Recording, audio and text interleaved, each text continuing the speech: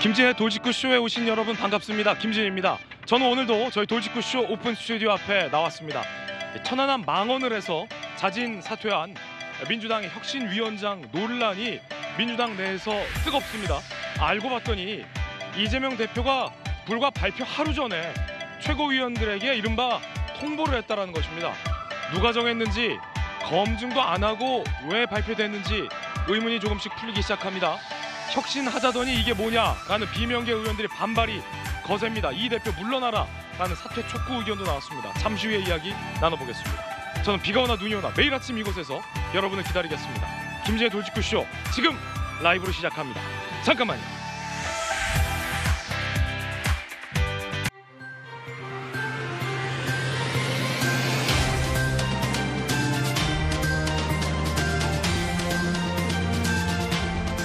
천안함은 자폭된, 조작된 사건이다라는 주장을 지금도 굽히지 않고 있는 이래경, 이제는 전 혁신위원장이겠죠.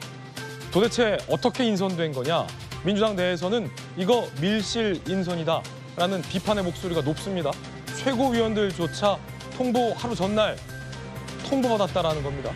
검증은 애시당초 불가능한 일이었던 것 같습니다. 이 논란, 뜨거운 논란 잠시 후 전해드리겠습니다. 오늘 조간신문 4가지 키워드 준비되어 있습니다. 먼저 첫 번째 키워드부터 보겠습니다. 첫 번째 키워드는 추락. 동아일보 8면 기사입니다. 추락. 뭐가 떨어졌을까요? 자영업자가 4년 새 180만 명 증가했습니다. 그만큼 코로나 기간 일자리가 줄어들었다는 거죠. 대신 월 평균 소득은 160만 원까지 추락을 했습니다. 2018년부터 감소세인데 더 추락을 한 겁니다. 정규직 일자리는 줄어들고 월 소득은 줄어들고 있다. 이 자영업자가 늘고 있는 게 경기에 안 좋은 시그널입니다. 이어서 다음 키워드입니다. 두 번째 키워드는 자초. 한겨레 신문이 오늘 3면에 쓰고 있는 기사인데요. 누가 뭘 자초했다는 걸까요? 이재명 대표가 이래경 씨 임명 하루 전 최고위에게 알렸다. 검증 실패를 자초했다. 한겨레 신문이 이재명 대표 책임론에 대해서 강하게 비판하고 있습니다. 지금 이래경과 관련된 모든 논란은 사실 이재명 대표가 자초했다라는 한겨레 신문 기사 제목입니다. 한겨레뿐이겠습니까? 어디? 이어서 다음 키워드입니다. 세 번째 키워드는 재진입. 조선일보 8면 기사입니다. 기분 좋은 일입니다. 대한민국이 11년 만에 UN 안보리에 들어갔습니다. 비상임 이사국 자격으로 재진입했습니다. 이것도 선출입니다. 선출. 투표를 통해서 매년 5국을 선출하는데 임기 2년이 보장이 됐습니다. 북핵 위협 속에 이제 안보리의 비상임 이사국으로서 떳떳한 의사결정에 참여할 수 있습니다. 이어서 다음 키워드입니다. 네 번째 키워드는 짐. 한국 경제 일면입니다. 공무원 5년간 2만 3천 명이 짐 쌌다. 위기의 공무원들. 자발적 퇴직 4년 새 46% 늘었다. 2030도 급증하고 있다. 사기 저하, 세종시 이전 등등이 원인이라고 합니다. 공무원 얘기 말인데 중앙선관위에서 채용비리 의혹이 불거지고 있는 가운데 오늘 또 충격적인 새로운 의혹이 제기됐습니다. 어떤 의혹일지 잠시 후에 돌직구쇼에서 공개하겠습니다. 지금까지 신문 읽어준 남자였습니다.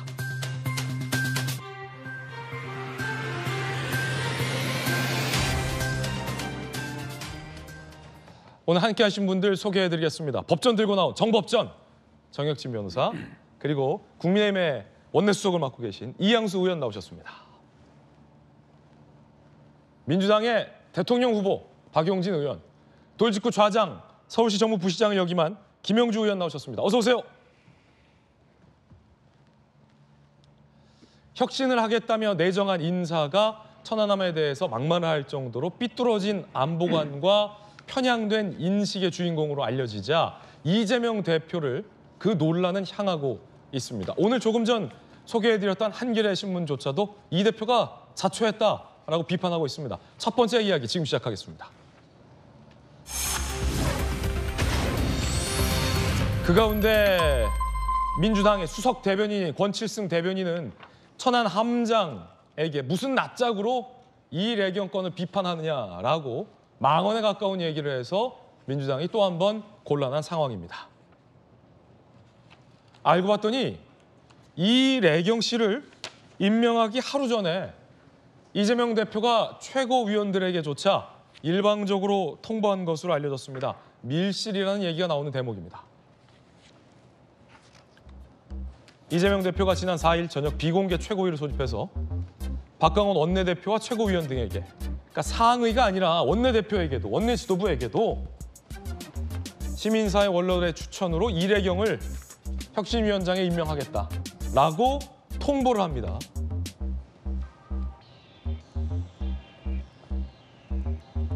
밀실 인선에 당내에선 반발, 지도부 미리 알았다면 절대 임명 동의 안 했을 거다. 이 대표 혼자 결정한 거다. 왜 인재프로 혼자 쥐고 돌리냐. 이 대표 당을 가지고 놀고 있다. 원내 지도부 관계자가 굉장히 날선 발언 등을 했습니다.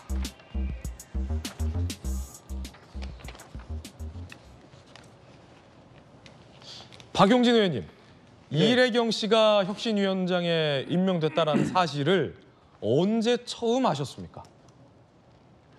보도되고 알았죠. 보도되고 알았어요? 네. 아, 지도부가 아니라서 그런가? 지도부도 그 전날 알았고 할 정도로 아주 주도 면밀 혹은 이제 기밀성을 충분히 이제 확보한 채로 진행이 됐기 때문에. 그럼 최고위원도 모르고 원내대표도 모르게 이 대표 혼자 결정한 거네요? 전날까지 그렇죠.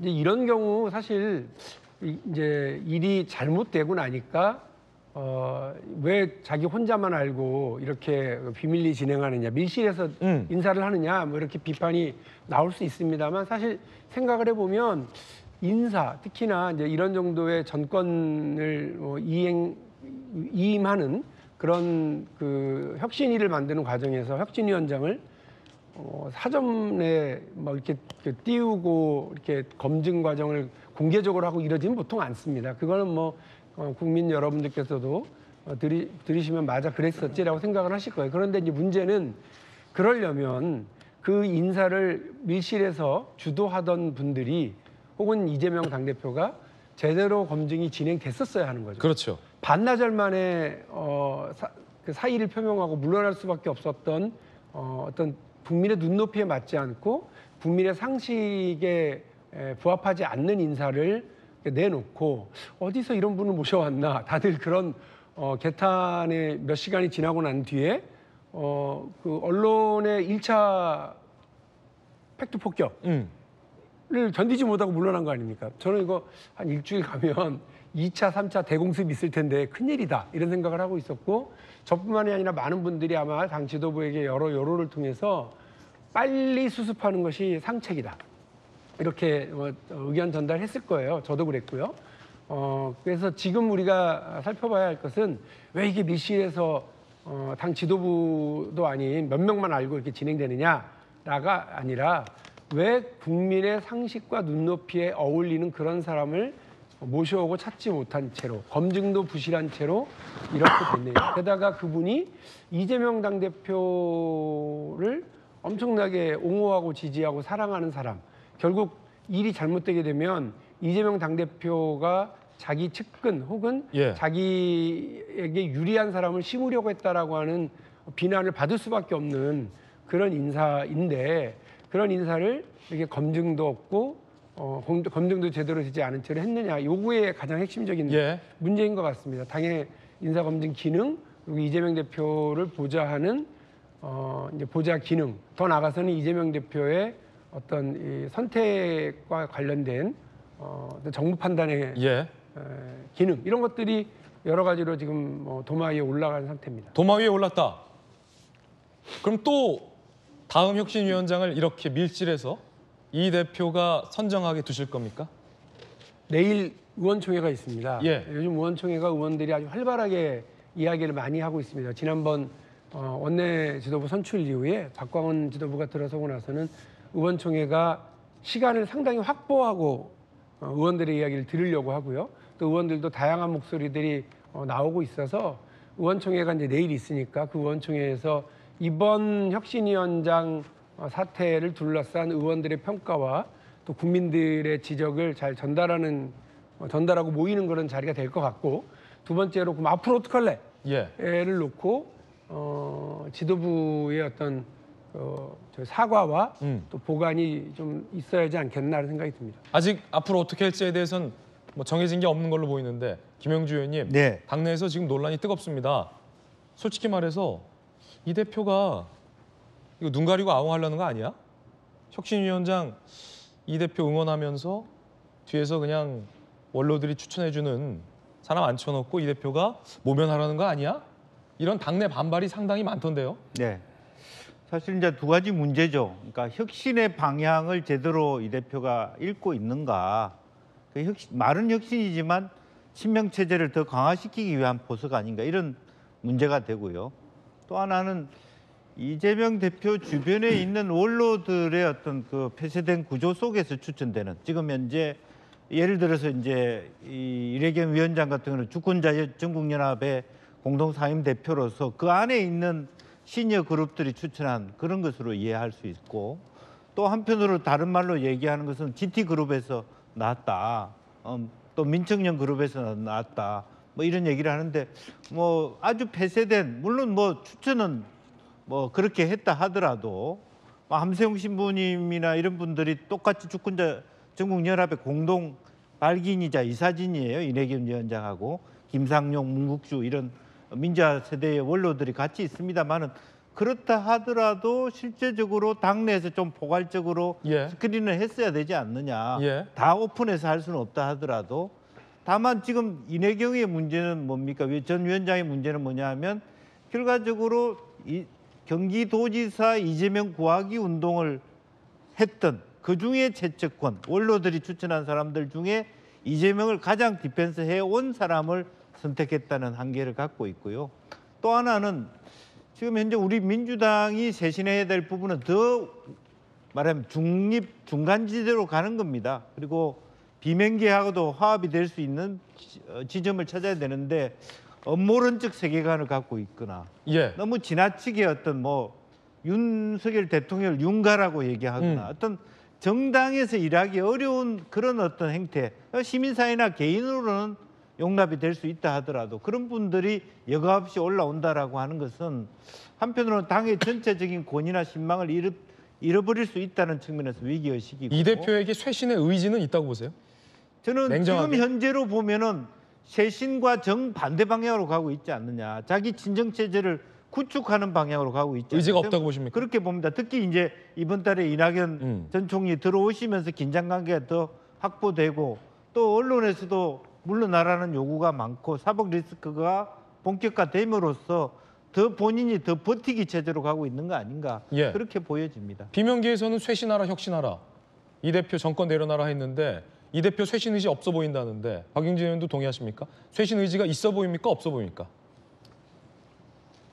쇄신 의총이 있고 나서 상당한 시간이 걸린 거 아니겠어요? 근데 그 와중에 어쨌든 당을 제대로 쇄신하고 이끌어 나갈 사람을 찾고 그런 기구를 구성하겠다라고 하는 의사는 분명했고요.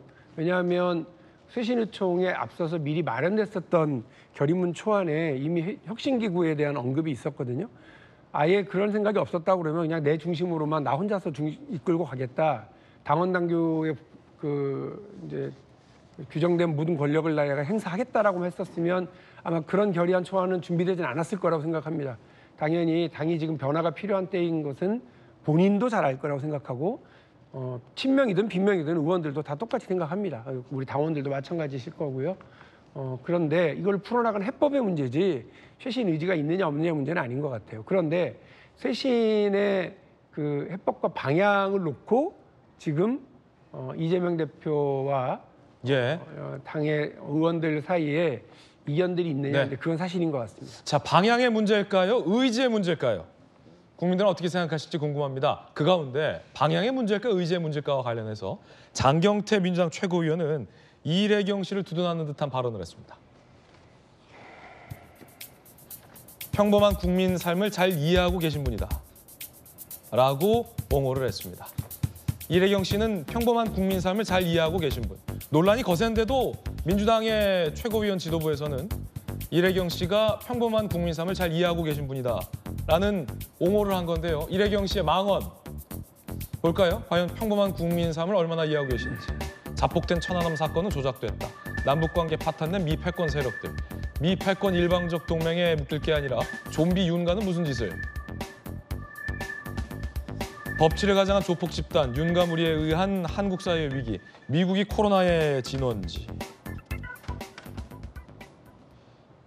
여러분은 평범한 국민 삶을 잘 이해하고 계신 분으로 보입니까? 자, 상황이 이런데 장경태 최고위원의 평가가 굉장히 혼란스러운데 이양수 원내수석께서는 어떻게 보십니까? 민주당이 지금 갈피를 못 잡고 갈팡질팡하는 그런 모양새를 보여주는 것 같아요. 뭐 다른 정당이지만 같은 정치하는 사람으로서 안타까움을 금할 길이 없는데 이재명 대표가 혁신을 하기 위해서 혁신위원장을 모셔온다고 했는데 그분이 제가 보기에는 혁신을 하는 것이 아니고 오히려 당을 더 어렵게 만들 만한 분을 모셔왔단 말이에요. 근데 그것도 여러 사람들이 논의하는 과정에서 그런 분들이 모셔진 게 아니고 이재명 대표 독단적으로 모셔온 거란 말이에요. 근데 그 혁신위원장 시키려고 했던 분이 또 이재명 대표 지키기 운동에 열심히 참여한 사람이라면 이재명 대표의 책임론으로 가지 않을 수가 없는 것 같아요. 그러니까 결국 장경태 의원이나 이런 분들이 지금 이래경 이사장에 대해서 이렇게 보호막을 치고 이렇게 하는 것은 결국 이재명 대표한테까지 책임론이 오지 않도록 사전에 차단하려고 하는 그런 정치적 목적 아닌가 생각이 듭니다. 그런데 저는 이재명 대표가 이런 식으로 하면 리더십을 더 잃을 거라고 생각을 하고요. 당에서 혁신을 요구하는데 혁신과 거꾸로 가려는 노력을 한다면 이재명 대표는 당원들로부터 환영을 받지 못하겠죠. 그럼 리더십 더 흔들릴 거고 지금 친명계 국회의원들이 많기 때문에 이재명 대표를 어떻게든 지키고는 있습니다만 제가 보기에 여론을 극복하기는 어렵다고 저는 생각합니다. 그래서 이재명 대표가 저런 분을 지금 앉혀놓고 그다음에 그걸 지금 사퇴를 시켜놓고도 지금 사과 한마디 없거든요. 예. 거기에다가 민주당의 수석 대변인인 모 의원은 심지어 천안함 함장에 대해서 자기 부하들을 다 수장시킨 사람 아니냐라는 말도 안 되는 정말 상식적으로 납득이 안 되는 이야기를 통해서 또 이재명 대표를 지키려고 해요. 저는 이 민주당의 당대표를 비롯한 친명계 의원들이 기본적으로 말 실수를 한 것이 아니고 평소에 본인들이 가지고 있는 생각이나 본인들이 나누던 이야기들이 엉겹결에 자꾸 나오는 것 같다는 생각이 듭니다. 저 발언들이 진실이라면 그 자리에 있을 자격들이 없다고 생각합니다. 저는 당내에서 수석 대변인도 빨리 경질하고 사과하고 당대표도 사과하고 이런 모양새를 통해서 이번에 발생한 일에 대해서 국민들한테 해명하는 시간이 필요하다고 생각합니다. 비명계 이상민 의원 등은 이 대표 체제에 문제가 있다며 이 대표의 사퇴를 촉구하기도 했습니다. 장경태 최고위원은 이래경 씨를 평범한 국민 삶을 잘 이해하고 계신 분이다라고 감쌌습니다. 그런데 본인의 망언이 알려지고 사의를 표명한 다음 날에도 이래경 씨는 본인이 마녀 사냥을 당했다라는 식의 글을 공유해서 여전히 논란이 일고 있습니다. 나의 심정을 나보다 잘 적어준 민들레 에디터에게 감사를 전한다라며 마녀 사냥 글을 공유하기도 했습니다. 여전히 본인은 마녀 사냥 당했다. 이 말인즉슨 천안함 폭침에 대해서 조작된 자폭 사건이다라는 생각에 변함이 없다라는 것으로 보입니다. 이런 논란에 당 수석 대변인은 기름을 들이부었죠. 권칠승 대변인인데요. 무슨 낯짝으로 그런 얘기를 했냐. 최원일 함장에게 함장은 원래 배에서 내리면 안 된다. 부하들 다 죽이고 어이가 없다. 그러자 최원일 전 함장이 이재명 대표를 찾아갔습니다. 수석 대변인이 제가 부하를 죽였다는데 천안함 북한의 만행이냐? 라고 항의를 한 겁니다. 이 대표는 답변을 하지 않았고 고개를 끄덕이고 자리를 이동했다고 합니다. 입장 정리되면 연락 바란다. 결국 이래경 씨를 임명한 이재명 대표, 권칠승 수석 대변인의 저 발언까지 이어지면서 함장의 질문을 이재명 대표는 받을 수밖에 없었죠. 그 장면 보시죠.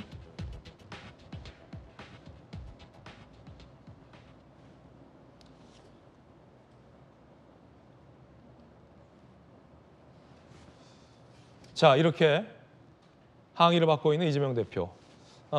별다른 답변하지 않고 고개를 끄덕인 채 돌아갔다고 합니다. 이재명 대표의 답변 들어보시죠.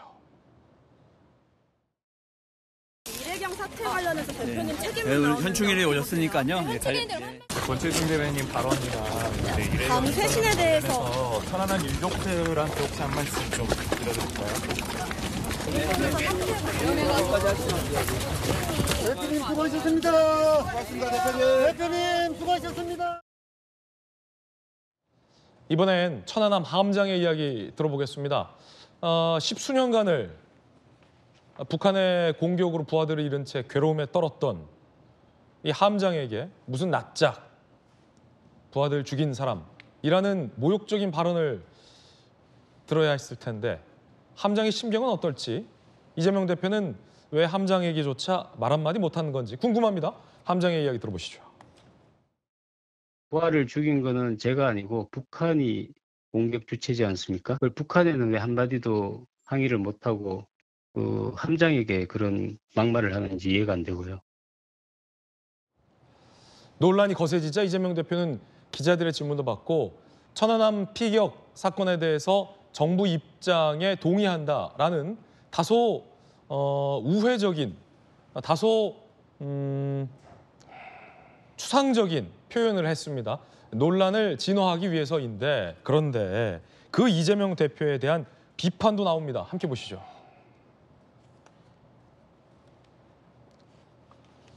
민평기 상사의 형입니다. 천안함 사건 정부 입장 신뢰한다는 이 대표의 말 진심 듣기가 어렵다. 문 전 대통령이 정부 발표 입장이 같다라는 식으로 뭉뚱그려서 말하는 게 떠오르다. 북한 소행이다 라는 명확한 입장을 표명하지 않았다라는 지적도 나왔습니다. 정혁진 변호사님, 지금 계속 이 논란이 일고 있는데 네네. 당 수석 대변인까지 가세하면서 논란은 일파만파. 결국 천안함의 함장이 이재명 대표를 찾아갔죠. 그런데 보통 그러면 우리 수석 대변인이 말을 잘못했다라거나 이래경 혁신위원장의 발언에 우리 당은 동의하지 않는다. 함장께서 얼마나 마음고생이 심하셨느냐. 죄송하다. 이렇게 사과 한마디 할 법한 상황일 수도 있을 것 같은데 어떻게 보십니까? 이재명 대표가 골든타임을 놓친 거예요. 그 즉시 사과를 했었어야 돼요. 제가 다른 분도 아니고 최원일 함장님한테 국민의 한 사람으로서 죄송하다고 말씀드리고 싶고 위로의 말씀을 전하고 싶은 게 천안함에서 46명이 전사했어요. 58명이 살아났어요. 그러니까 최원일 함장도 그때 까딱하면 전사하실 수 있었거든요. 그런데 그런 분한테 낯짝이 뭡니까, 낯짝이. 그 장경태 의원이 뭐 먼지털이식 검증은 하지 않았다라고 했는데 저게 먼지입니까? 제가 봤을 때는 돌덩이도 아니고 아예 바위 중에 바위예요. 그런데 이걸 어떻게 먼지 취급합니까? 그러니까 그 이래경 씨하고 그다음에 그 권칠승 그 대변인의 이야기를 종합해 보면 전 어떻게 해석이 되냐면요. 최원일 함장이 부하들을 수장시켰어요. 어떻게? 자폭해가지고. 왜? 남북 관계를 파탄시키려고. 누구의 사주에 의해서? 미국의 사주에 의해서. 이게 우리나라 일반 국민들의 상식입니까? 민주당은 이게 평범하게 생각할 수 있을지 몰라도 우리 국민들의 상식하고는 전혀 동떨어진 그러한 이야기가 아닌가. 그런데 혁신이라고 하는 게 뭡니까? 뼈를 깎는 거잖아요. 완전히 혁명적으로 새롭게 하는 게 그게 혁신인데 이재명 대표는 그러면은 쓴 약을 먹었어야죠. 뭐 하다못해 진짜 박용진 의원님 같은 분이라도 혁신위원장으로 모셨어야 혁신하려나 보다 이렇게 생각이 됐는데 이래경 같은 사람을 모았으니까 사이다 이재명이 제가 봤을 때 달달한 그 이래경을 혁신위원장으로 모셨다가 지금 사약을 먹게 된 거 아닌가 그런 생각이 들고요. 이러다가 진짜 민주당 두동강 나는 것이 아닌가. 천안함은 북한에 의해서 폭침이 됐지만은 그 민주당은 이래경에 의해서 두동강 나는 것이 아닌가 저는 그런 생각까지 들고요.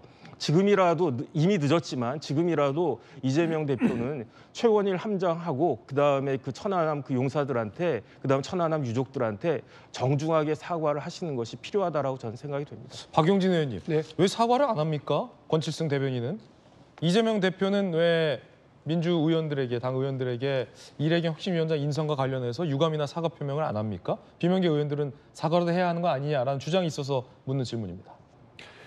그 이재명 대표가 혁신위원장 구성 인선과 관련된 부분은 뭐 마땅히 사과를 할 거라고 저는 생각합니다. 당 지도부도 마찬가지고요. 책임을 벗어날 수는 없기 때문에 그 부분과 관련돼서 뭐 어쩌다 이런 일이 벌어졌는지까지 소상하게 담을 수는 없지만 사과와 해명은 있을 거라고 생각을 하고요. 권칠승 대변인의 경우는 본인의 이제 입장은 그게 공식적인 브리핑이나 이런 자리가 아니라 그냥 기자들하고 사석에서 두세 명 앉아 있는 자리에서 이렇게 했었다. 그리고 이런 오해를 불러일으키고 잘못된 거에 대해서는 본인이 인정한다고 얘기는 했습니다만 공식 사과는 아니었죠. 최원일 함장에게 사과해야 될 건 아닙니까? 그 부분도 역시 마찬가지로 저는 뭐 해야 된다고 생각을 합니다. 예. 그런데 뭐 대변인 이 자리에 있는 분들도 다 대변인 해봤습니다만 대변인에게 참 어쩔 수 없는 형국과 같은 입장은 대변인의 입은 이제 개인의 입이 아니잖아요. 자기 거에 이제 대변인 임명되는 날로부터 그 입은 자기 입이 아니에요. 당의 입이고 지도부의 입이 대신되는 거기 때문에 사석에 공사석이 따로 없고 잘 때도 잠꼬 때도 조심해서 해야 되는 자리가 바로 대변인 자리라고 저는 생각합니다. 권칠승 수석 대변인이 여러 역할 잘 해오고 계시긴 합니다만 이번 일과 관련해서 일이 일파만파 되어가고 있는 상황이니까 보다 더 분명하고 깔끔하게 이 문제에 대해서 입장 정리하시고 사과하실 부분 사과하시는 것이 맞을 거라고 보고요. 당은 지금 앞으로 나가야 되는데 자꾸 이러저러한 일들 때문에 제잘걸음만 하고 있는 것 같아서 안타깝습니다. 민주당이 내일 또 의총을 통해서 신기일전할 수 있는 계기가 마련되기를 기대하고 저도 그런 역할과 노력을 하겠습니다. 최원일 함장에게 사과 요구를 받은 이재명 대표. 하지만 최 함장에게도 천안함 유가족에게도 사과는 없었습니다. 혁신위원장 논란에 대한 당대표의 유감 표명 사과도 없었습니다. 논란이 앞으로 좀 될 걸로 보입니다. 문재인 대통령처럼 얼버무렸다라는 일각의 지적. 2020년 3월 서해 수호의 날 기념식 때 있었던 일입니다. 대통령님, 대통령님, 이게 무슨 서행인가, 누구 서행인가 좀 말씀 좀 해주세요. 그런데요, 여적지에 북한 서행이라고 진실로 해본 일이 없어요. 그래서 이 늙은이에서 한 점 풀어주세요. 정부 공식 입장에 조금도 변함이 없어요. 지금은 딴 사람. 여당에서는 이재명 대표가 사과를 해야 한다라고 압박했습니다. 들어보시죠. 잇따른 망언으로 국민과 천안함 용사 가슴에 대목 박은 민주당. 이재명 대표가 직접 사과하십시오. 마치 작은 해프닝인 양 아무 일 없다는 듯 자리에서 사퇴하면 그만이라고 생각하십니까? 천안함을 대하는 왜곡된 인식에 대해서도 명확한 입장을 밝혀야 할 것입니다. 이번엔 저희가 준비한 두 번째 이야기입니다. 주제 공개합니다. 송영길 전 대표가 조금 전 검찰에 또 자진 출석했습니다. 현장으로 가시죠.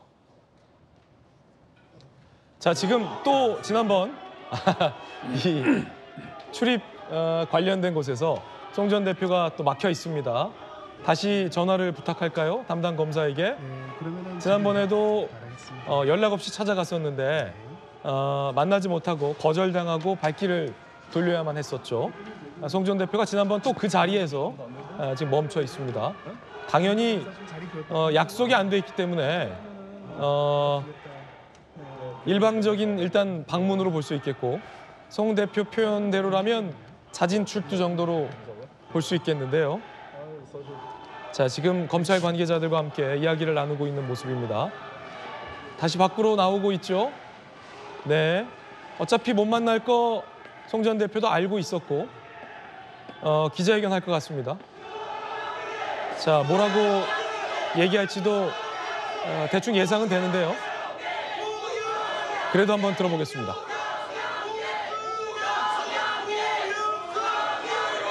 누가 질문하신 분이 있나요? 예, 저희가 질문할 건데 먼저 입장문 저희 둘이서 할 겁니다. 입장문 가져오신 게 있으시면 먼저 읽으시고 입장문 가져오신 게 있으시면 먼저 듣고 입장문 말씀드리고 네네 질문에 대해 답변하도록 하겠습니다.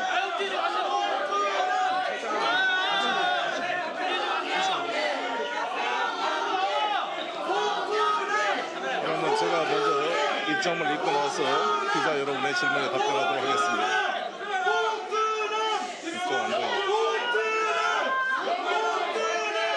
김건희 피의자는 소환 조사도 안 하고 민주당 의원들을 구속영장 청구한다는 말인가요? 도이치모터스 주가 조작 사건과 민주당 전당대회 돈봉투 논란 사건 담당 부서 서울중앙지검 다음부터 수사 2부 검사들에게 질문합니다. 김건희 여사와 최은순 등의 주가 조작 의혹 관련 녹취록과 이정근의 전당대회 돈봉투 관련 녹취록 무엇이 중요합니까? 살아있는 권력 또한 검찰의 엄중한 수사가 꼭 필요하다. 윤석열 대통령이 경찰총장 시절 강조했던 말입니다. 최근 도이치모터스 주가 조작 관련하여 권오수 대표 등이 징역과 집행유예 등 유죄 판결을 받았습니다. 1심 판결문에 의하면 김건희 여사의 계좌가 102건 범죄 사실 중 48건 이용되었고 49만 조 18억 4,600만 원을 매수하고 67만 조 30억 9,800만 원을 매도하여 막대한 이익을 보았다고 합니다. 도이치모터스 권오수 현장 상황이 워낙 그 주위에 소리들이 시끄러워서 정작 송 전 대표가 뭐라고 하는지 잘 안 들렸었을 겁니다. 현장 상황이 워낙 혼잡스러워서 여러분들께 시청자 여러분께 양해를 구합니다. 제가 귀를 쫑긋하고 잘 들어봤는데 지금까지 듣기로는 김건희 여사 도이치모터스 사건 수사는 왜 안 하느냐라는 이야기를 길게 하고 있는 것으로 저는 들었습니다.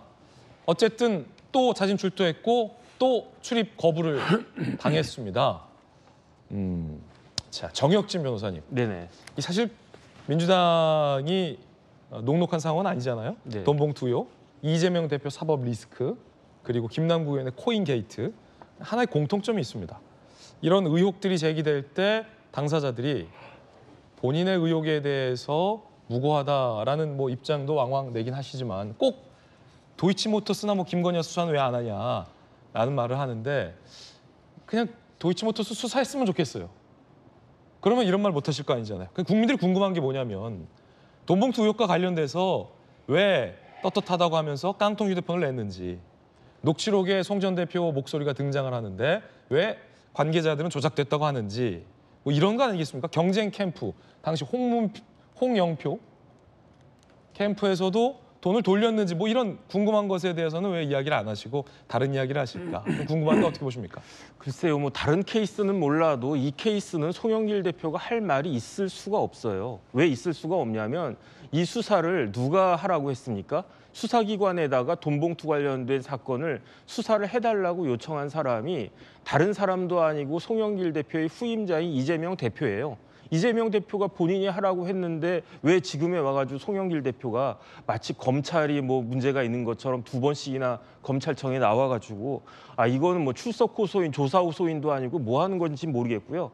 저는 제일 좀 난감하겠다 싶은 사람이 송영길 대표 옆에 아마 있을 것 같은데 송영길 대표 변호인일 것 같아요. 변호인이 이런 일 하면서 아우 진짜 창피하다 이런 생각을 갖다가 할 텐데, 그런데 이런 모습이 과연 송영길 대표한테 그 부담이 되지 오히려 저는 부담이 더 될 거라고 생각되는 게 조금만 기다리면 한 달이 될지 뭐 한 달 반이 될지 이제 좀 있으면 금방 그 송영길 대표 검찰에서 나가기 싫다고 해도 불러서 어떻게 보면 구속영장 청구할지도 모르는데 그때 가가지고 뭐 진술서 한 장 딱 내놓고 이걸로 뭐 대체하겠습니다. 이런 식의 모습 보이지 마시고 당당하게 있는 일은 있는 대로 없는 일은 없는 대로 방어권 제대로 행사하시고, 핸드폰 버리는 거 이거 방어권 맞거든요. 그러니까 버릴 거는 버리는데 방어권 행사하는 것이 반드시 당당한 것은 아니니까 그럴 때는 당당하다는 말은 하지 마시고 이런 식으로 좀 상식에 맞게 그 여당의 그 전 대표 아니었습니까?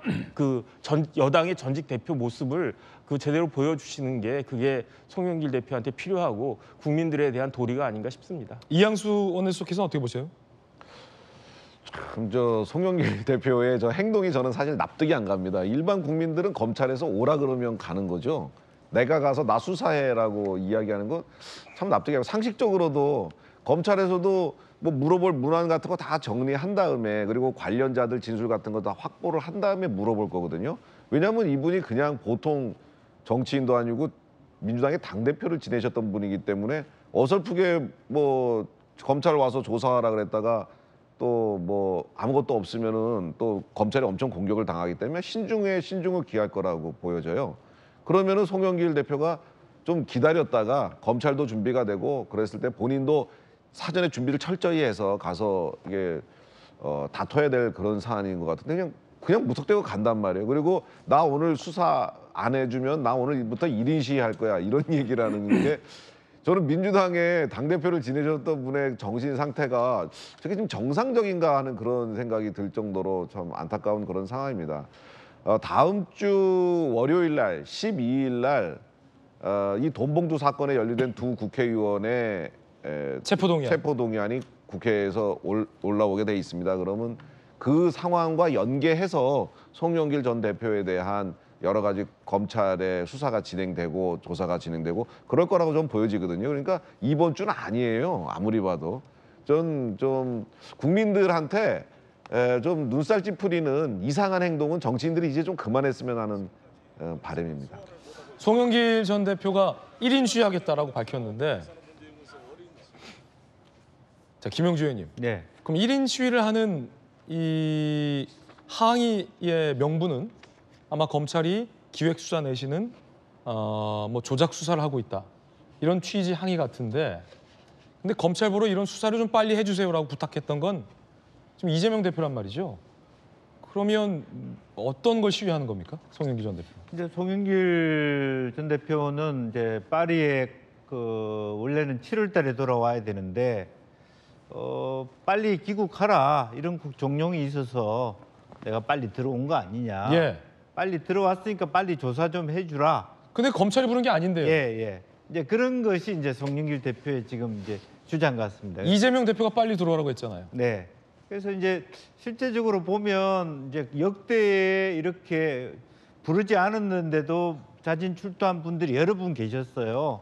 뭐 이해창, 박지원, 안희정, 뭐 한교안 각각의 다른 명목으로 갔는데 이제 전문가들의 얘기는 이분들이 뭐 안희정 지사나 박전 전 국정원장이나 모두 그런 자진 출두한 분들이 불구속 기소를 당했다는 거예요. 그러니까 셈법이 있다 그러면 사실은 내가 이만큼 도주 우려가 없다, 수사에 협조적이다 이런 의지를 밝힘으로 인하여 앞으로의 수사에 있어서 좀 주도권을 쥐고 구속은 면하자 이런 셈법이 있을 수 있는 것이고 또 한편으로는 모든 것은 내가 책임진다 이런 대인배 모습입니다만 그럼에도 불구하고 사실은 변호사 출신으로서 이게 우선순위가 있다는 것.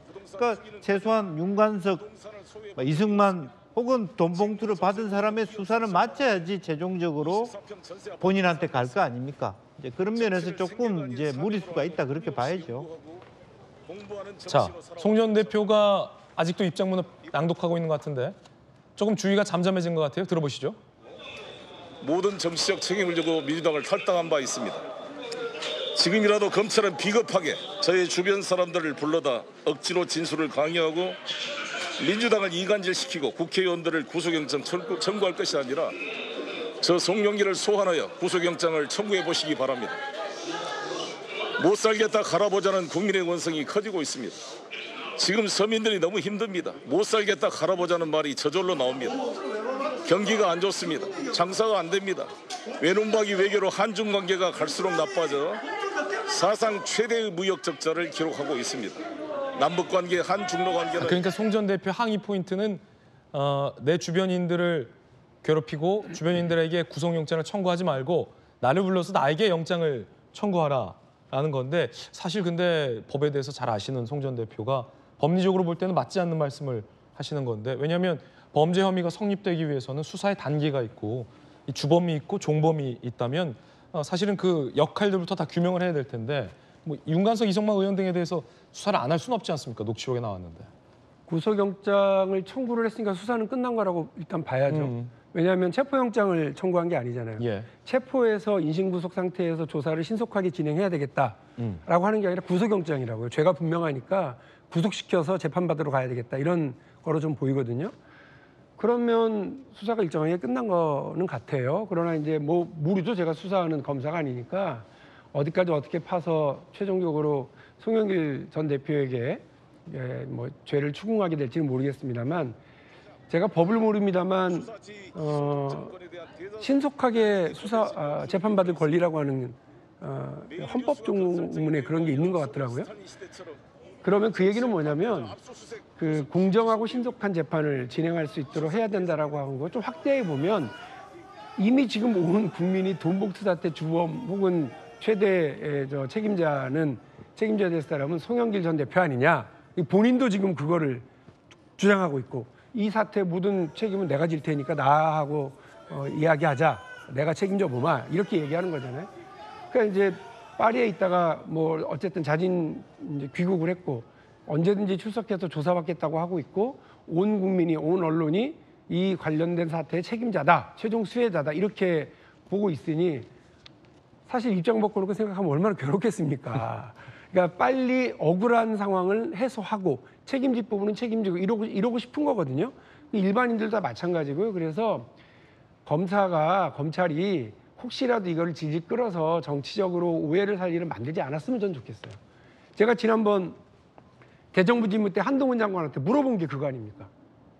왜 그 빨리 체포해서 노웅래 의원에 대한 그 수사를 마무리해야 되겠다고 그렇게 돈 부스럭거리는 소리가 들렸다라고까지 얘기하시면서 저 체포영장을 가결해달라고 주장하더니 체포영장 부결되고 무려 91일 동안 한 번도 부르지도 않아. 여죄 수사도 안 해. 그 주변 인물을 확대 수사한 적도 없어. 그냥 끌고만 있었던 거예요. 그거 얼마나 사람이 피가 마르고 힘들겠습니까? 그러니까 이렇게는 수사하지 말아야죠. 저는 그걸 지적하고 싶은 거예요. 송영길 전 대표가 죄가 있는 점인지 저 모릅니다. 노웅래 의원이 죄가 있는 점인지 제가 어떻게 알아요. 그러나 검찰의 수사가 신속 정확하게 피의자의 이런 권리나 이런 부분도 우리 법이 보장하는 부분은 보호해가면서 해야 되는 거지 마구잡이로 의도대로 질질 끌고 이렇게 해서 어떤 정치적인 논란에 휩싸이는 오해를 받을 만한 일은 안 하는 게 좋지 않겠냐 그 얘기고요. 송영길 대표가 저렇게 얘기하는 부분에서 생뚱맞게 보일 수도 있지만 또 그 입장 바꿔놓고 생각해 보면 그도 참 답답하겠다라고 하는 측면은 시청자 여러분들께서 이해해 주시면 고맙겠습니다.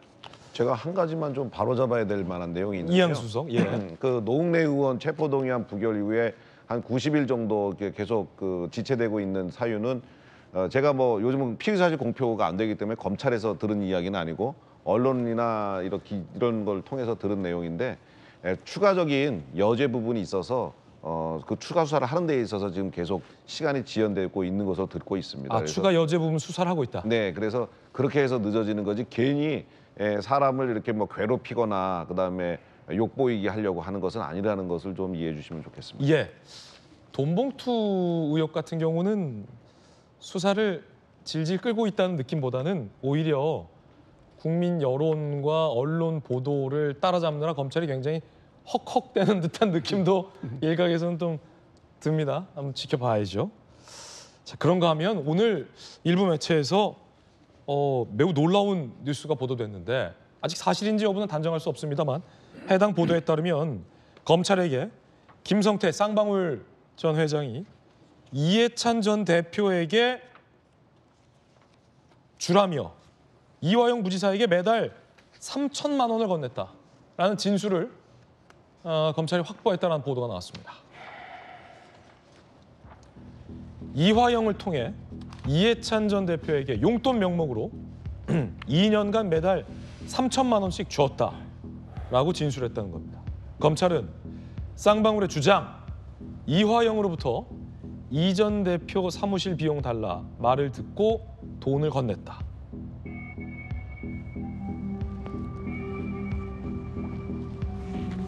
(2년간) 매달 3천만 원이면 7억입니다. 김성태가 쌍방울 임원에게, 쌍방울 임원이 이화영에게. 하지만 이화영이 이해찬 전 대표에게 전달했는지 여부는 입증된 바 없습니다.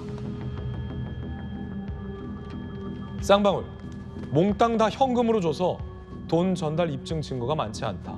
이화영 전 부지사 측은 사실무근. 그러니까 김성태와 쌍방울은 이해찬 전 대표에게 줄 돈이라며 이화영 전 부지사에게 돈을 건넸다라는 입장이고 이화영 전 부지사는 받은 적 없다라고 부인하고 있는 상황입니다. 정혁진 변호사님 어떻게 보세요? 일단은 저게 사실이면 뭐 엄청난 일이죠. 한 달에 3천만 원이면 세금 없이 3천만 원이면요. 연봉이 한 6억은 돼야 될 거예요. 예. 그러니까 2년이면 7억 2천만 원이란 말이죠. 그래서 만약에 사실이라고 하면은 그 이해찬 대표한테 사후수뢰죄라고 있어요. 그러니까 먼저 나중에 돈 받는 거 먼저 다 편의를 갖다 봐주고.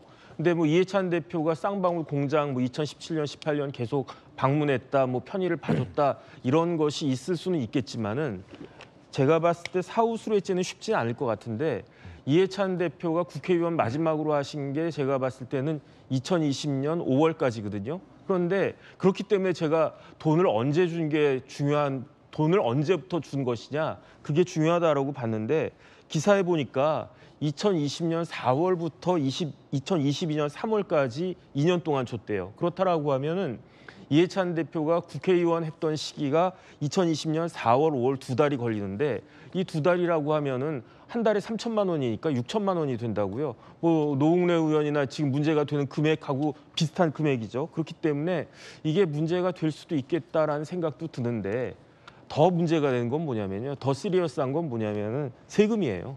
이거 이해찬 대표가 만약에 돈을 받았다라고 하면 거기에 대해서 뭐 소득세로 신고를 했겠습니까? 증여세로 신고를 했겠습니까? 만약에 저게 사실이라면은 국세청에서 나가지고 조사해야 되고요. 그렇게 되면은 거기에 가산세 붙이고 하면은 뭐 수억에 해당하는 돈을 일시불로 내야 되니까 그것도 문제가 될 것 같은데 이게 모두 이제 이해찬 대표가 그 돈을 받았다라고 하는 걸 전제로 해서 그런데 만약에 이제 이화영 부지사가 끝까지 완강하게 부인을 하면은 어쨌든 돈이 7억 2천만 원이 그 이화영 부지사한테 넘어간 거는 인정이 될 것 같으니까 그렇게 되면 모든 걸 다 이화영 부지사가 뒤집어 써야 되는데 계속 말씀드리지만 특가법상에 뇌물이 1억만 돼도 무기징역 10년 이상이거든요. 그러니까 기존의 그 뇌물에다가 7억 2천까지 덮어 쓰게 되면은 이화영 부지사 형량은 사실 가능하기 힘들 정도로 이게 굉장히 높아질 가능성이 있어서 과연 그 이화영 부지사가 어떤 식으로 대처를 할지를 좀 지켜봐야 되는 것이 아닌가 하는 생각이 듭니다. 자, 김영주 의원님, 이 보도대로 쌍방울과 김성태 회장이 검찰에게 이화영이 돈 달라고 해서 이해찬 어르신에게 줄 돈으로 3천만 원 전달했다라고 진술을 했다면 여러 가지 좀 상상이 드는 대목인데 저 돈이 이해찬 전 대표에게 만약에 전달이 안 됐다고 가정하면 김성태 주장대로라면 이화영이 이해찬에게 줄 돈이라며 김성태에게 돈을 요구한 거잖아요. 그리고 만약에 전달이 안 됐다면 이를 뭐 배달 사고 내지는 아니면 뭐 본인의 어떤 착복 이런 의혹일 수도 있고 아닐 수도 있고 아예 없는 얘기를 김성태가 지어낸 것일 수도 있고. 네. 저는 뭐 두 가지 가능성이 다 있다고 보여집니다. 그러니까 김성태가 지어낼 가능성도 있다. 그 근거는 뭐냐면 2006년 12월 달에 사실은 바다 이야기 도박장 개설 사건으로 됐을 때 그때도 춘천지방법원에서 겨우 징역 8년 집행유예 2년 말하자면 집행유예로 풀려났다는 말이죠. 그때도 상당히 많이 이제 여러 가지 협조를 하거나 또 그런 상황이 있었기 때문에 실제로 김성태라고 하는 사람들이 심지가 굳은 사람은 아니다. 이제 그런 것들이 하나 있고 두 번째 제가 최종적으로 모르겠습니다만 제가 알아온 이해찬 전 총리 돈 문제만큼은 굉장히 조심하고 깨끗하고 그런 부분을 지켜왔던 즉 최소한 국회의원을 재직하는 기간 동안에 누군가 돈을 줬을 때 받지 않았을 인물로 이해됩니다. 이화영 부지사라는 인물은 어떻습니까? 법인카드 받고 자동차 받고 운전기사 받았다라는 의혹이 상당히 많은 정황들과 함께 보도되고 있는데 이화영이라는 인물은 3천만 원을 요구할 만한 인물입니까 그럼? 그러니까 두 가지죠. 이화영이라는 인물은 국회의원 하고 있는 이해찬 전 총리에게 돈을 드리겠습니다 말을 할 수 있었을까요? 저는 못했을 거라고 봅니다. 다만 그 뒤에 퇴직을 하고 난 다음에 사실은 한 보좌관이 수행비서가 쌍방울의 계열사의 사회이사로 들어간 부분이 있었기 때문에 그것은 아마 그 정도는 현실적으로 이 사람이 일을 그만두게 되니 자리를 알아봐 주라 한 정도를 얘기를 했을 거고 쌍방울 트라이 공장에 중국 공장에 간 것도 그냥 협회 차원에서 갈 수 있다고 보여지고 이런 돈은 안 받았을 거라는 게 제 생각이고요. 이제 그런 의미에서 이화영 만약에 김성태의 주장이 맞다면 이화영 전 부지사가 말하자면 뭐 협회 운영이라든지 여러 가지 어떤 금화비 명목으로 김성태에게 요구했을 가능성은 일말에 있다. 착복했을 가능성은 있다. 네. 그리고 실제적으로 현직 기간 동안에 이화영 전 지사가 이해찬 그 전 총리에게 저런 얘기를 할 수는 저는 없었을 것이다. 저는 그렇게 봅니다. 좀 철저히 수사가 이루어져야 될 것 같은데요, 이양수 의원님. 지금 검찰에서는 그 김성태 회장 측으로부터 이화영 그 전 부지사 측으로 월 3천만 원씩 넘어간 것은 확인을 한 것 같습니다. 왜냐하면 김성태 그 전 회장 개인 계좌에서 직원 계좌로 돈을 보내면 모 직원이 그것을 찾아서 재무이사한테 주고 재무담당 임원이 그것을 이렇게 전달을 했다. 근데 이것을 언제 했느냐를 이제 검찰에서 쭉 그 확인 언제 이렇게 확인을 했는데 그거를 구글 타임라인하고 이렇게 겹쳐 보니까 최소 8회는 그 진술과 일치하더라. 그러면은 이게 저 김성태 회장 측으로부터 이화영 전 부시장한테 월 3천씩 넘어간 거는 이건 사실이라고 보고 이제 그거에 대한 그 뭐 증거나 이런 것들은 확보가 되었다고 봐야 되겠죠. 중요한 거는 그 돈의 목적이 이해찬 전 대표한테 주기 위해서 받아간 거다라고 그랬는데 이게 이화영 전 부지사가 자기가 착복하기 위해서 거짓말을 한 건지 아니면 정말로 이해찬 전 대표한테 넘어간 건지 이거에 대한 이제 확증을 검찰이 해내야 될 텐데 예를 들어 이제 이화영 전 부지사가 실제로 줘놓고도 자기가 그냥 했다라고 하면은 아마 나중에 형량에서 자기가 책임져야 될 부분이 많아질 거고 예. 그렇기 때문에 아마 이화영 전 부지사는 되게 고민을 할 것 같아요. 그런데 이해찬 전 대표가 정치하는 분들이 정치를 특히 오래 하신 분들이 아마 이런 돈 같은 거를 막 받으면은 안 된다는 건 알기 때문에 굉장히 조심했을 거라고 보여지는데 한 가지 의심되는 부분은 이화영 전 부지사도 사실 국회의원을 했던 분이거든요. 국회의원을 했던 분이 그리고 최측근인 사람이 현금으로 가져와서 대표님 이것은 걱정하지 마십시오 하고 줬을 때 과연 이해찬 대표가 그걸 또 물리칠 수 있었을까 하는 데는 의심이 남기 때문에 요거는 수사 결과를 좀 지켜봐야 되지 않을까 생각이 듭니다. 예. 자, 이번엔 저희가 준비한 다음 순서입니다. 뜨거운 소식 두 가지 엄선했습니다. 첫 번째 소식부터 만나보시죠. 분위기를 전환해서 우리 대한민국이 유엔 안보리 비상임 이사국에 선출됐습니다. 그때 당시에 현장으로 가보시죠.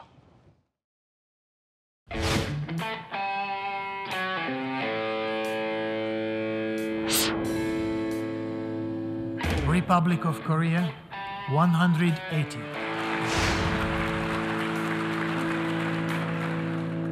We are ready to deal with other significant regional and thematic Security Council issues, including counterterrorism and the long-standing DPRK issues. All Council members to support the revival of Security Council public meetings on North Korean human rights situation.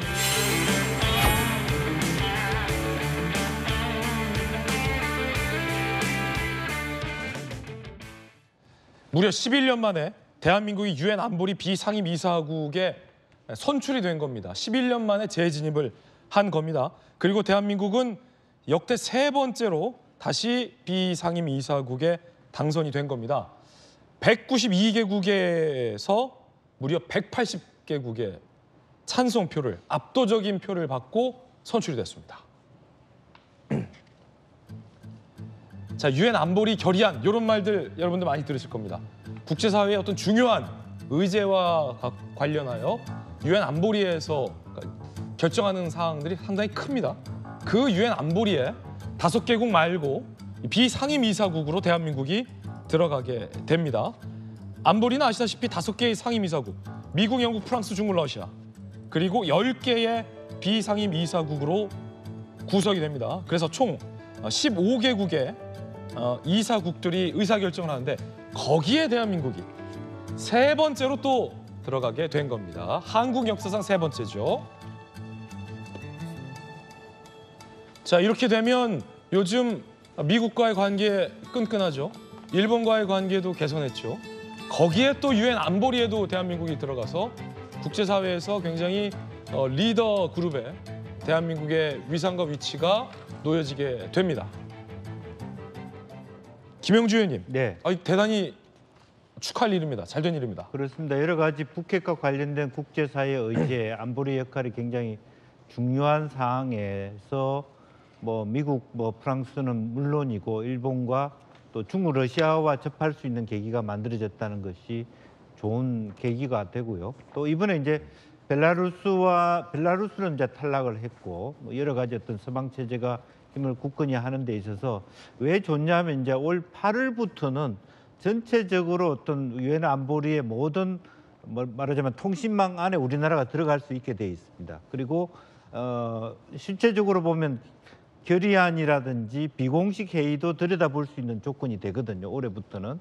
그리고 내년부터는 실제적으로 거부권 행사, 즉 이사국 상임이사국 행사를 할 수 없을 뿐이지 모든 표결에 참여할 수 있고 즉 안보리와 관련된 의제에 투표를 할 수 있는 힘이 생긴다는 의미에서 매우 의미 있는 진전이고 또 이제는 이제 우리가 전 세계적으로 글로벌 공력 국가, 중추 국가가 됐다는 의미에서 그 전에 두 번에 있었던 어떤 비상임 이사국 진출보다는 조금 더 힘이 느껴지는 그런 의미는 있을 것 같다는 생각이 듭니다. 예. 자, 이양수 수석 어떻게 보세요?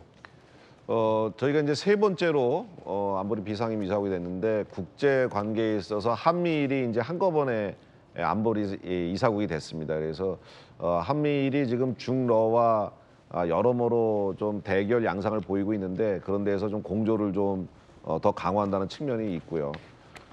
한국이 안보리 상임 이사국에서 좀 역할을 좀 많이 할 거라고 좀 보여집니다. 왜냐하면 우리가 OECD에서 가장 가난한 최빈국이었다가 공여국으로 지금 바뀌어가지고 나름대로 이제 그 국제사회에서 한국의 명성을 드높이고 있는데 안보리 상임이사국 이번에 세 번째 됨으로 인해서 다른 나라들의 좀 어떤 귀감, 부러움 이런 것들을 살 수 있고 저희가 더 많은 역할들을 세계의 무대에서 하지 않을까 하는 기대를 가지고 있습니다.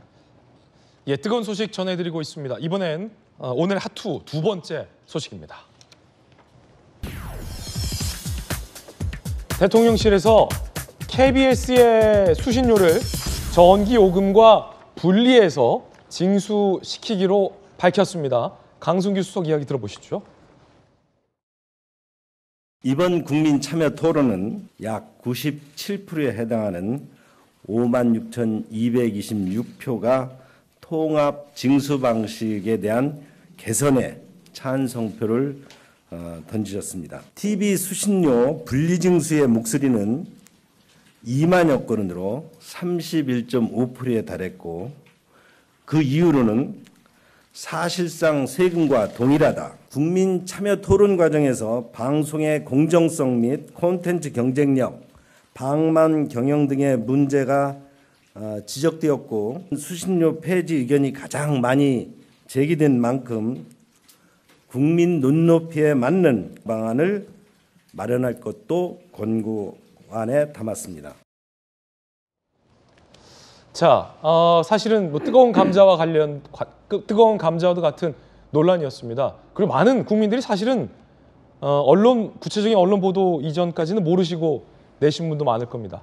매달 내는 전기요금 고지서 뒤에 항목을 돋보기 쓰고 자세히 보시면 KBS 수신료가 들어 있습니다. 그거 합쳐지면 꽤 비쌉니다. 이걸 왜 전기요금에 의무 징수해야 하는지 이해가 안 되신 국민도 많으셨을 거고 모르셨을 국민도 많을 겁니다. 그리고 우리 집은 KBS를 안 보는데 왜 내냐라고 반발하시는 분도 많을 겁니다. 이 같은 의문들이 제기된 지는 사실은 수년의 세월이 걸려왔고 드디어 이번에 대통령실에서 분리징수하고 수신료를 폐지하라는 의견도 가장 높았던 만큼 KBS 자체의 개선안을 마련할 것을 지시한 건데 자, 일단 정혁진 변호사님. 네네. 따지고 보면 KBS 안 보는 사람들은 왜 내며? 이것도 왜 전기요금에 묶어가지고 의무적으로 다 내게 한 거예요? 일단은 안 낼 수는 없어요. 그러니까 전기요금하고 같이 내는 것은 부당하다. 이거는 말이 되는데 안 낼 수는 없는 게 방송법 64조 찾아보니까 텔레비전을 소지한 사람은 KBS한테 수신료 내야 한다 이렇게 명백하게 규정이 되어 있고요. 이 수신료는 방통위 통해 가지고 국회가 승인한다 이렇게 되어 있단 말이죠. 그런데 이제 67조 2항 보니까 KBS는 자기가 직접 하면 번거롭고 잘 안 거칠 수 있으니까 KBS가 지정하는 자에게 수신료 징수 업무를 위탁할 수 있다 이렇게 되어 있단 말이죠. 그런데 여기서 KBS가 지정하는 사람이 누구냐면은 그게 한전인 거거든요. 그런데 전기료는 안 내면 큰일 나니까 전기 끊어지면 그 문제가 되지 않습니까? 방송은 KBS에서 뭐 끊을 수도 없고 그다음에 사실은 우리가 이래저래 통신 방송 비용으로 나가는 돈이 많잖아요. 이 수신료도 내지만 뭐 그 미국의 무슨 채널 같은 거 볼 때도 돈을 갖다 내야 되고 그런데 제가 봤을 때 이게 뭐 간접적으로는 원전의 영향도 있는 것이 아닌가. 왜냐하면 전기료가 엄청나게 올랐어요. 전기료가 엄청나게 올랐는데 작년에 수신료로 우리 국민들이 낸 돈이 7천억 가깝거든요. 와. 우리나라 인구가 5천만이라고 치면은 1인당 제가 계산해 보니까 14,000원씩 낸 거예요. 그런데 4인 가구 계산해 보면은 한 가구당 5, 6만 원씩 냈는데 가뜩이나 전기료가 뭐 얼마였다가 그게 몇십 프로가 올라갔는데 여기에다가 그 TV 수신료까지 또 내려고 생각을 하니까 그러니까 국민들이 더 화가 난 것이 아닌가 그런 생각이 들고요. 그다음에 어쨌든 KBS가 직접 걷는 게 필요하고 그 좋은 방송이면은 그다음에 공정하고 좋은 방송이면은 내지 말라고 해도 흔쾌히 낼 텐데 그렇지 않은 부분들이 있었다라고 하면은 KBS도 반성해야 될 측면이 있지 않나 하는 생각이 듭니다. 예. 그런데 제가 사실은 탐사 보도를 많이 채널A에서 해왔는데 KBS 수신료와 관련해서 몇 년 전에 제가 탐사 취재를 한 적이 있습니다. 무조건 수신료는 내셔야 한다고 했는데 반은 맞고 반은 틀린 말입니다. 정익진 변호사님의 발언은. 요즘은 TV 수신기가 없는 가구도 많습니다. 모양은 TV지만 사실상의 모니터나 뭐 아이패드나 뭐 이런 컴퓨터 기기로 원하는 방송, 돌직구쇼나 아니면 뭐 OTT 프로그램을 보는 가구도 많거든요. 이런 가구들에게도 KBS가 무차별적으로 수신료를 십수년간 징수해왔던 사실을 제가 단독 보도한 적이 있습니다. 그때 보도 내용 함께 보시죠. 제가 몇 년째 좀 잦은 출장 때문에 집에 TV를 안 들어놓고 있거든요. 근데 이거 최근에 전기 고지서 나온 걸 보니까 TV 수신료가 있더라고요. 거의 한 4년 정도 될 것 같아요. TV가 없는데 수신료는 왜 나오는 거예요? 그러니까 수신료는 계량기별로 부과를 하고 있어서 주거용 전기를 한 달에 50kW 사용이 되어서 부과가 된 내용이 있습니다. 소비자가 모르고 신청 안 하면 그냥 이렇게 다 빠져나가는 거예요? 의무적으로? 네, 그렇습니다. 지금까지 냈던 수신료는 어떻게 되나요? KBS 시대의 환불에 대해서는 KBS 콜센터로 통화를 좀 해주셔야 되거든요. 한전에서는 3개월 후까지만 환불을 해드릴 수 있어요. 자, TV 수신기가 없는 분에게도 십수년간 KBS가 수신료를 일괄적으로 징수했다는 겁니다. 이것은 부당하죠. 이것은 KBS가 환불해 줘야 됩니다. 무조건 다 내야 하는 것 아닙니다, 여러분. 자, 여야의 반응이 궁금한데 여야의 반응이 사뭇 다릅니다. 자, 국민의힘 대변인은 KBS는 문 정권 나팔수 역할을 하며 좌편향 보도를 일관했다. 방만 경영은 극에 달했다. 그러자 민주당은 수신료를 무기로 공영방송을 길들이겠다는 선포다 라며 비판을 했습니다. 자, 박용진 의원님. 네. 민주당에서는 수신료 분리가 탐탁지 않은 건가요? 반대인가요? 아니면 지금 김진 기자가 보도한 이전 2019년의 그런 사례들을 보면 KBS의 수신료 징수가 행정적으로나 뭐 형평성의 문제에서 부당하다 이런 지적을 잘 지적해 주신 것 같고요. 또 정혁진 변호사님 말씀하신 것처럼 법에 근거해서 어떻게 진행되고 있다. 이제 이 설명도 자세히 잘 해주셨습니다. 그런 행정적인 측면에서 합리적인 어떤 해결들을 해나가는 거라면 뭐라 하겠습니까? 지금 그 의도를 방금 국민의힘 김민수 대변인이 정확하게 드러냈잖아요. 좌파 방송이 어쩌고 문납할수가 어쩌고 이런 얘기를 왜 굳이 합니까? 잘못된 절차와 잘못된 관행을 바로잡겠다라는 수준에서 정리하셨어야지 뭐 또 세게 해서 좋은 게 있다고 공영방송 길들여 보겠다고 하는 의지를 저렇게 드러내실 필요가 뭐가 있어요? 자, 그리고 잘 됐네. 이렇게 합시다 그냥. KBS도요. 공영방송이니까 정부로부터 일정한 편리함과 특혜를 보겠다. 이런 생각에서 벗어나시고요. KBS도요. 자신들의 인사 이런 부분과 관련해서 정부로부터 독립하기 위한 자체적인 노력을 하십시다. 그렇게 해서 우리 국민이 가장 믿고 신뢰하는 국영방송으로서의 역할과 존재를 확보하는 계기가 됐으면 좋겠어요. 그래야지 대통령 바뀌고 정권 바뀌면 KBS가 바람전할 일이 없어서 KBS 내에 2개 뭐 라인이 있다는 거 아니에요? 이쪽 라인 저쪽 라인. 그래서 누가 되면 누가 되고 다음 사장은 누구다 이런 얘기들을 파다하게 서로 해가면서 그래서 어떻습니까? 정치권으로부터 버림받는 거 거꾸로 얘기하면 정치권으로부터 독립하는 겁니다. 정부 여당으로부터 버림받는 거 정부 여당으로부터 독립하는 겁니다. 윤석열 대통령과 국민의힘으로부터 이런 찬밥 신세 받는 거 독립 국영 정말로 독립된 목소리를 낼 수 있는 국영방송으로서의 거듭나는 계기가 될 수 있도록 그야말로 뼈를 깎는 쇄신의 길을 우리 KBS도 걷는 그런 계기가 되면 좋겠다고 생각하고요. 이런 행정적인 어떤 합리화 절차를 가장해서 국영방송을 이렇게 장악하려고 하는 의도를 드러낸 국민의힘 김민수 대변인의 논평에 대해서 매우 유감을 표명합니다. 자, 그럼 이양수 의원님은 어떻게 보세요? 대체로 그동안 이제 여야 간에 항상 여당이 야당되고 야당이 여당되면 KBS에 대한 그 수신료 문제가 항상 나왔습니다. 야당들이 KBS가 맨날 여당 편 든다고 정부 편 든다고 폐지해야 된다고 주장을 해요. 민주당도 옛날에 폐지해야 된다고 주장했어요. 그런데 이번에 특기할 만한 일은 여당인 국민의힘이 폐지해야 된다고 주장하는 겁니다.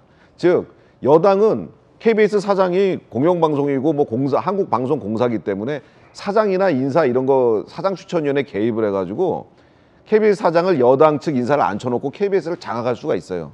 그런데 그런 걸 안 하고 이제 KBS는 좀 독립적으로 좀 행동해라, 독립적으로 되라. 그리고 수신료 통합징수 이런 것에 이 부당성 같은 것도 국민들이 당신들한테 수신료를 내는 거를 탐탁지 않게 생각한다. 왜냐? 너무 정치적으로 그동안 활동해 왔기 때문에. 좀 전에 박 의원님이 잠깐 언급하셨지만 KBS에는 2가지 세력이 있다고 그래요. 좌우가 있답니다. 추가로 가운데 있는 세력도 있겠죠. 3개 세력이겠죠. 근데 이 정권이 들어서면 이쪽 사람들이 득세를 하고 나머지는 한직으로 물러나서 뭐 특별한 일 안 하고 뭐 월급만 받고, 이 정권이 들어서면 이 사람들이 또 득세를 해서 주요한 일을 하고 나머지는 비껴나서 일하고. 그래서 1인당 생산성이 SBS나 이런 민영방송에 의해서 뭐 2.5배, 3배로 또 떨어진다는 거예요. 그러니까 월급 축 내는 사람들만 잔뜩 있고 생산성은 떨어지고 이래가지고 국민들한테 수수료 달라는 얘기를 할 수가 없지 않습니까? 그래서 저는 이번에 이거를 너무 정치적 목적으로 여야가 서로 비난하지 말고 정말 국민의 방송으로 제대로 자리매김될 수 있도록 공정한 방송 통해서 국민의 사랑을 받아서 제대로 수신료 받아가지고 하는 그런 재단법인식으로 이제 됐으면 좋겠다는 생각이 들고요. 이거 한 10여 년 전에 이계진 의원이, KBS 출신인 이계진 국회의원이 KBS 중립화 법안을 냈었습니다.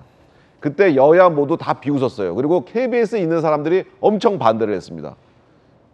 중립화 법안을 하면은 오히려 여야가 특히 이제 정부나 여당은 그거를 활용할 수가 없으니까 정치권은 반대하는 거고, 그 다음에 KBS 자체에서도 한쪽 편을 드는 정치 편향적인 내부 직원들이 엄청나게 반대를 했는데, 아마 지금 여야 정치권이든 KBS 구성원들이든 그때 이계진 의원님이 이야기하신 KBS 중립화 법안을 통과하신 거를 통탄할 일로 생각할 거라고 생각합니다. 2017년에 민주당의 박주민 의원이 발의했었네요. 수신료는 따로 떼서 국민이 선택하게 해줘야 된다. 민주당도 수신료 떼자라고 했었네요. KBS 입장은 뭘까요? 공영방송 근간을 회수하는 중차대한 사안이다. 그 전기요금에 합쳐서 내야 하는 게 공영방송의 근간을 훼손할 일인지는 잘 모르겠습니다. 최소한의 비용으로 공영방송 유지 가능한 가장 효율적 징수 방식이다라고 입장문을 냈습니다. KBS는 아시다시피 공영방송입니다. 다른 말로 이제 공중파죠. 비단 이 공중파라는 바로 이 단어의 근원은 예전에 우리가 안테나로 TV 방송을 수신해서 보던 시절, 이 공중에 전파를 쏴서 봤을 때 잡히는 방송들을 공중파라고 시작했는데, 요즘 우리 국민들이 이 공중파 방송들에게 요구하는 공영방송으로서의 덕목은 그거보다 더 나은 무언가가 있어야 할 것 같은데, 과연 공영방송으로서의 KBS가 국민들이 요구하는 그 나은 무언가를 안테나 수신 말고 더 보여준 것이 있는가라는 사실은 본질적인 질문을 안 드릴 수가 없을 것 같습니다. 김영주 의원님. 네. 사실은 저희 채널A 같은 경우는 국민들에게 수신료 달라고도 안 하고 우리는 공영방송도 아니지만 채널A에 다니는 저를 포함한 개개인 모든 사람들 우리는 공영방송 그 이상이다라는 책임감을 갖고 방송에 임하거든요. 하지만 우리는 뭐 수신료 없어도 방송의 근간이 훼손되지는 않는데 KBS의 입장 어떻게 보십니까? 좀 너무 이제 구시대적이다 전문가들의 지적도 있는데. 네, KBS가 굉장히 덩치는 커졌고 또 방만한 경영을 하고 또 실제적으로 어떤 편파성을 갖고 있다 그러면 시정이 돼야 되겠죠. 시정이 돼야 되는데 지금 이제 KBS가 얘기하는 내용은 뭐 근간을 훼손한다는 얘기까지는 제가 받아들일 수는 없습니다만은 그동안의 헌법재판소의 결정의 배경입니다. 그게 부당성을 얘기했을 때 그나마도 징수원을 따로 두고 사람을 모아 그들에게 월급을 주면서 이렇게 징수하는 것 자체가 비용이 너무 크기 때문에 그나마도 불편부당하지만 이것이 최선의 방법이다. 차선이다. 이런 얘기를 그동안에 헌법재판소가 한 거거든요. 지금 현재 대통령실에서 한번 다시 물어봐야 될 게 공영방송, 국영방송을 가질 것이냐 안 가질 것이냐 생각해야 됩니다. 예를 들면 지금 만약 이걸 분리하는 건 간단해요. 분리하게 됐을 경우에 징수원을 다 새롭게 들여서 징수율이 엄격하게 떨어질 겁니다. 저거 수시간에 KBS가 무너져 내릴 거예요. 그랬을 때 그것이 과연 우리 국가에서 과연 이로운 것인가를 냉정하게 살펴볼 필요가 있다. 그렇지 않고 완전히 민영화하거나 KBS 자체를 공중분해시키지 않을 거라면 어떤 방식으로 가이드할 것인가에 대안을 가지고 접근했으면 좋겠다는 게 제 생각입니다. 예, 다양한 의견을 전해드렸습니다. 이번엔 저희가 준비한 다음 이슈입니다. 주제 공개하죠. 선거해와 선관위, 거세진 개혁 압박. 저희가 왜 제목을 이렇게 달았냐면 지금부터 전해드릴 내용과 관련이 있는데 선관위가 가장 바쁠 때는 언제여야 할까요? 당연히 큰 선거가 있을 때 아니겠습니까? 그런데 자료에 따르면 국회 자료에 따르면 큰 선거가 있는 해에 선관위가 가장 휴직자가 많은 것으로 드러났습니다. 그런데 그 휴직자가 휴직을 할 때 자녀 등이 경력직으로 그 빈자리를 채웠다는 의혹이 제기됐습니다. 휴직자 메꾸는 경력 채용 의혹인데 2022년엔 대선과 지방선거를 앞둔 시점 그때 휴직자가 190명입니다. 굉장히 많은 휴직자가 나왔습니다. 하필 큰 선거가 있을 때. 휴직자 대거 발생에 선관위는 어떤 방법을 했을까? 정규직 경력을 뽑습니다. 그 빈자리를 채우기 위해서. 경력 채용이 2018년에 비해 휴직자가 많았던 2022년 선거가 있었던 그 해에 3배 가까이 뽑았습니다. 신규 채용은 감소했습니다. 선거 전에 육아휴직이 늘어서 경력 채용 수요가 많다. 하지만 정우택 의원은 선관위의 정규직 경력 채용은 육아휴직 교사 대신 기간제 교사가 아니라 정규직 교사를 1명 늘리는 것이다 라며 비판을 했습니다. 더 나아가서 휴직과 채용과 승진과 휴직이 수상하게 반복됐다는 지적도 나왔습니다. 휴직자 공백에 정규직 경력 채용을 했는데 현직 선관위 간부 아들이 6개월 만에 7급으로 승진합니다. 그리고 이분이 또 휴직을 합니다. 선관위, 육아휴직 쓴다는데 어쩌냐? 정우택 의원은 휴직은 자유지만 본연의 업무에 지장을 주는 정도의 수준은 구조적인 문제가 있는 것 같다라고 비판을 했습니다. 정혁진 변호사님, 글쎄요, 이게 휴직은 뭐 못하게는 못하는데 휴직 때 지금 채용 의혹이 있는 게 경력 채용이잖아요. 네네. 휴직 때 경력 채용이 가장 많았네요. 그리고 승진하고 또 휴직하고. 제가 이상하다고 생각했던 게 선관위 직원이 3,000명이라고 그랬거든요. 그러니까 우리나라의 선관위 직원이 3,000명씩이나 될 필요가 있나? 이게 헌법기관이라서 많이 뽑은 건가?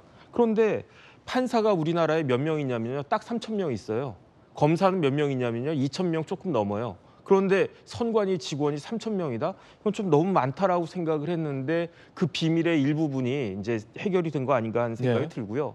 그다음에 이제 경력 채용이 말이 경력 채용인데 정식으로는 비다수 대상 채용이라고 그래가지고 그렇게 해가지고 경력직을 꼭 집어가지고 뽑았는데 알고 봤더니 그 사람들 중에 상당수가 가족 채용 아니었겠습니까? 제가 봤을 때 이 정도 되면 이게 선관위, 선거관리위원회가 아니고 가족관리위원회, 가관위가 아닌가 그런 생각이 들고요. 그렇기 때문에 여기에 대해서 감사원 감사 더 이상 회피할 생각을 하면 국민들로부터 엄청난 반발에 직면하게 되지 않을까 그런 생각이 듭니다. 여론조사가 실시됐습니다. 선관위원장의 거취와 관련된 여론조사입니다. 함께 보시죠. 책임지고 물러나야 한다가 73.3%, 노태학 선관위원장은 사퇴할 생각은 없다라고 밝힌 바 있습니다. 국민의힘에서는 선관위 사퇴를 촉구하는 비판이 나왔습니다. 들어보시죠. 감사원의 직무감찰을 거부한 것은 국민과의 전쟁을 선포한 것이나 다를 바 없습니다. 내부에서 어느 한 사람도 자정의 목소리를 내지 못하고 한 몸처럼 선관위 쇄신을 막고 있는 선거안 위원들도 전원 사퇴해야 합니다. 선관위는 감사원 감사를 즉각 수용하라! 수용하라! 수용하라! 수용하라! 즉각 사퇴하라! 사퇴하라! 사퇴하라! 사퇴하라! 박용진 의원님, 사실 이제 국회의원들은 선관위와 굉장한 악연입니다. 네. 애증의 관계가 있잖아요. 애증이요?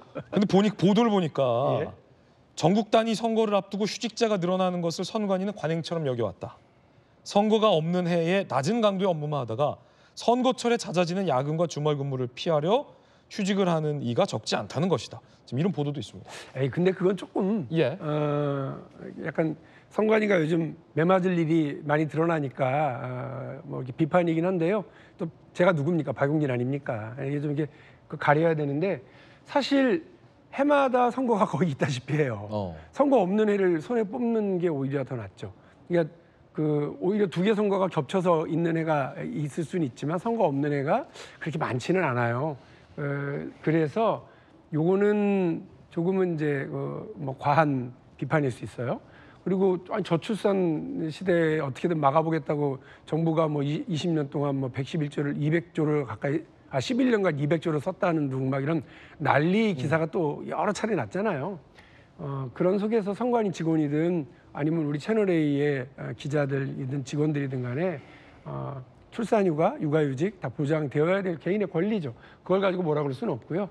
선거라고 하는 게 거의 매해 벌어지고 있기 때문에 어쩔 수 없습니다. 그러나 선거관리위원회가 방만하게 운영하고 또 약간 제멋대로 이 선거 관리를 하는 경우도 상당히 많이 있다라고 하는 점은 우리 국민들께서 느끼시고 이번에 국회에서 여러 가지로 이제 비판의 도마에 오를 수밖에 없는 지점이 있다고 생각합니다. 선거관리위원회가 이렇게 되는 데에는 어쨌든 뭐 헌법기구로서, 헌정기구로서의 어떤 독립된 지위를 갖겠다라고 하는 건 있지만 그만한 책임과 그만한 또 어떤 감시와 견제가 있어야 되는 것 아니겠느냐. 정부가 대통령이 아무리 권력이 세다고 그러지만 어쨌든 국정감사라는 걸 통해서 정부의 장관들도 또 대통령도 국회 견제를 받는 거고요. 또 상시적으로 국회 감시 기능이 존재하지 않습니까? 마찬가지로 국회도 역시 감사 기능이 있고 자정 기능도 있고 내부적인 견제 기능도 있고요. 또 요즘 뭐 수시로 검찰이 드나들면서 압박 수사를 펼쳐가고 있는 것도 국민들이 보고 계시지 않습니까? 선거관리위원회가 조금 더 견제와 감시의 기능들을 보강할 수 있도록 협조하고 또 내부적인 자정 능력을 확보하기 위한 노력들도 하실 필요가 있지 않겠나 싶고요. 무엇보다도 제가 국회의원을 하면서 전남대학교 전남대 병원이 아빠 찬스, 삼촌 찬스, 또 지인 찬스 등을 통해서 참 황당한 채용들이 있었다는 걸 밝혀낸 바가 있는데 국감을 통해서요. 선거관리위원회에서도 이런 일이 벌어져서는 절대 안 된다고 생각하고 이런 범죄적 행위에 대해서는 추후에 용납도 있어서는 안 된다고 생각합니다. 바로잡고 다시는 이런 일이 없도록 일벌백계 조치가 반드시 있기를 당부드립니다. 예, 감사원의 감사를 거부하고 있는 선관위, 감사원 입장도 함께 보시죠. 선관위가 계속 감사를 거부할 시에 검찰 수사 요청하겠다, 수사 요청서 작성에 착수했다라는 보도도 나옵니다. 이양수 의원님. 이제 먼저 이번 사건이 상당히 심각하고 국민적 공분을 일으키고 있는데 그래도 일선에서 또 고생하는 선관위 직원들까지 매도당하는 그런 상황은 있으면 안 될 것이라는 것을 전제로 말씀을 드리겠습니다. 지금 감사원의 감사가 왜 반드시 필요하냐 하면은 우리가 이제 검찰, 경찰에서 수사를 하는 거는 국민의 그 인권을 보장하는 선에서 최소한도의 그 범죄를 입증하는 것만 이렇게 되어 있어요. 하지만 감사원 감사는 일반 국민들보다 훨씬 더 공익성과 투명성들이, 도덕성들이 요구되는 사람들에 대해서 강도 높은 조사를 할 수가 있습니다. 예. 그러니까 일반 검경에서 10년치 자료 내놔봐라 하면 안 줘요. 그렇게까지 압수수색 영장이 안 나갑니다. 그런데 감사원은 가서 10년치 자료를 볼 수가 있습니다. 그래서 완벽하게 이 채용 비리와 관련해서 있었던 문제들을 해결할 수가 있는 거죠. 그 제도 개선까지 갈 수가 있는 것이 바로 감사원 감사입니다. 국민권익위 감사는 선관위에서 제출한 자료 가지고 검토해서 그중에 뭐 잘잘못이 있으면 가리는 것 정도 수준인 거고요. 국정조사도 분명히 자료조사 요구에 응하지 않으면은 불응하고 나태하게 응하면은 그렇게 밝혀낼 수 있는 가능성이 적어요. 그래서 이번 문제는 사실 그 선관위 직원 고위층 특히 뭐 중간 간부의 일부에 상당히 좀 고질적이고 악질적인 그런 비리 상황이기 때문에 감사원이 들어가서 철저하게 그것을 감사를 하고 그 상황을 토대로 제도 개선까지 이루어져야 되는 거기 때문에 감사원 감사가 반드시 필요합니다. 그리고 선관위원장 지금 사퇴 이야기가 나오는데 누군가는 책임을 져야 됩니다. 아무도 책임 안 지는 상황이 된다면 이렇게 큰 사건을 놔놓고 국민들더러 참으라 하는 얘기는 말이 안 되는 거기 때문에 좀 해야 되는데 지금 호미로 막을 걸 가래로 막는다 하는 그런 좀 부담이 있는 것 같아요. 감사원 감사를 빨리 수용하기 바랍니다. 예, 저희들은 60초 광고 보고 돌아오겠습니다. 오늘 저희가 준비한 소식 모두 다 전해드렸습니다. 저희들은 내일 아침 8시 50분에 인사드리겠습니다. 오늘 하루는 분명 어제보다 나을 겁니다. 좋은 하루 되십시오. 고맙습니다.